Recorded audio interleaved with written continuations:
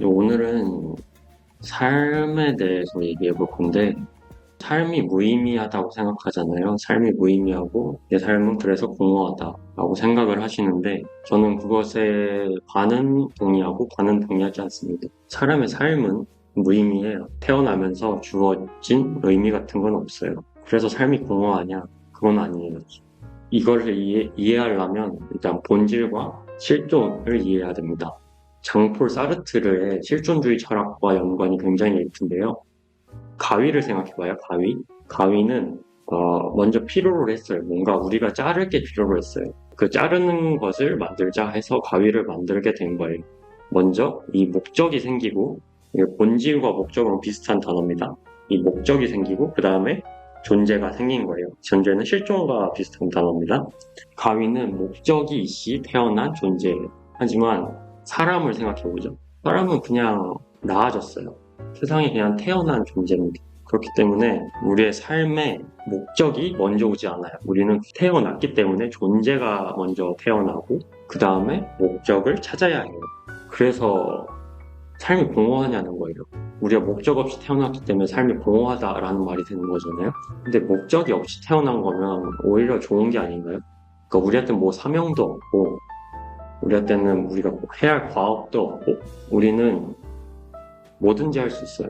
우리가 하고 싶은 것을 뭐든지 할 수 있고 우리의 삶을 제가 원하는 방향으로 이끌어갈 수 있어요. 목적이 있이 태어나면 가능성이란 건 없습니다. 근데 우리가 그냥 태어났다면 내 삶은 가능성으로 가득 차 있어요. 이 가능성이 때로는 우리를 무력하게 하겠지만 제가 삶의 목적을 설정하는 방법을 알려드리겠습니다. 일단 우리는 결정을 한다. 그 결정이 정답인 듯 행동을 한다. 세 번째, 이 결정에 대한 책임을 진다. 네 번째, 이 결정에 대한 사회적 영향까지 고려한다. 이 네 가지를 반복합니다. 이 네 가지를 반복하다 보면 여러분은 많은 결정들을 하게 돼요. 뭐 10개, 20개, 100개. 그거를 다 나열해 보세요. 여러분이 한 결정들을 다 나열해 보시고 이 결정들을 관통하는 하나의 의미를 찾을 수 있게 됩니다. 그것이 여러분 삶의 의미예요. 근데 이런 환상이 있잖아요. 사람들은 삶의 의미는 하나고 내가 이것을 찾는 과정이다. 그렇지 않아요. 여러분의 삶은 하나의 의미를 띠지 않아요. 여러분은 항상 변합니다. 항상 변하기 때문에 삶의 의미도 항상 변하기 마련이에요.